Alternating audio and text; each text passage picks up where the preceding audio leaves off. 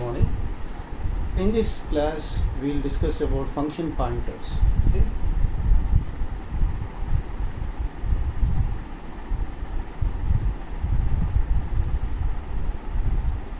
So we have discussed how pointer is what it contains the address which points to integer.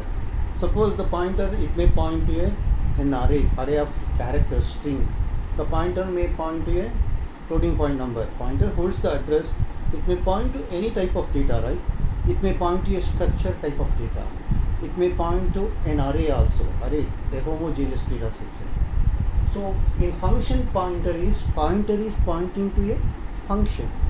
Pointer holds the address of the function. A function is what? It is a module stored in memory, right? It is a frame removed. It is having some address. If I store that address in a pointer variable, then the pointer points to that function, right? Okay. So it is pointer pointing to function. Pointers to function. So pointer means address containing the function module in memory. So syntax is what? What is the syntax? First one is return type. Then pointer name. Then argument list. Okay, this is the syntax. For example, integer. Return type is data. For example, assume that I have a function in memory to add two numbers. Is it not? So the name of the function is add. Okay. Add is a function. Okay. This is the pointer ptr. I will write like this. Okay. This is a function pointer to function declaration, because you have to specify within the parentheses, because it indicates the value pointed by ptr is a function. Ptr holds what? Address. Okay.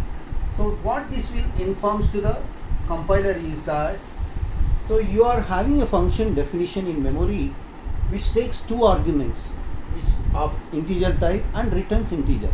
For example, I have a function like add. It takes two values, for example int x and int y. If I want to add two numbers, I need two values, no? So two values I have to take input in the form of arguments from some other function. So finally it produces an integer value, is it not? Integer return type. So what this function definition will do is, for example int z is equal to a plus b, return z. So this is the function definition. Function is ready, is it not, in the memory? So this function is there, function. I want to point to this function with the help of a pointer variable. I want to access this module with the help of what? Address. Okay. How I am going to do that? So this is name of the function is, okay, just so name of the function is add. Okay. Then what you are going to do? Add is what? Name of the function.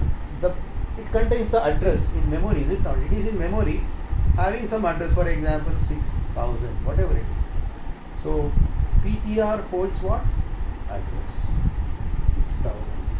Then it is. So how you are going to show that? Ptr is equal to address of, you have to write like this. Okay. So how you are going to access that? With the help of ptr.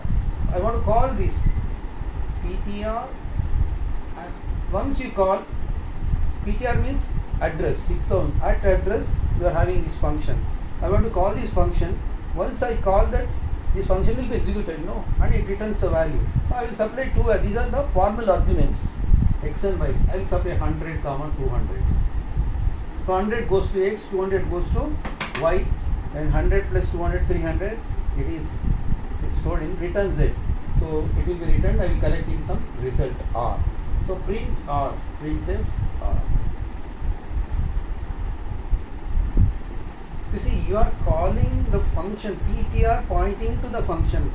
it holds the address of the function stored in memory. Once you call, you are calling at the same time you are giving input to that function, right? That is 100 passed to x.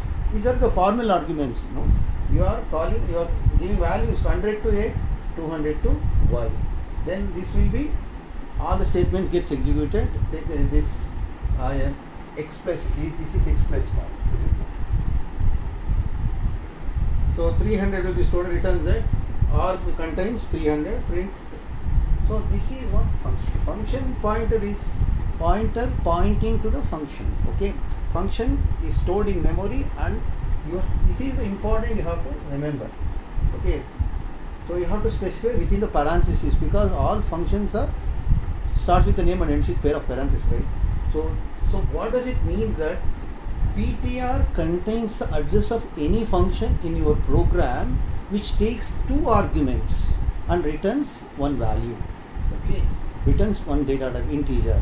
It takes two integer values and returns one integer values.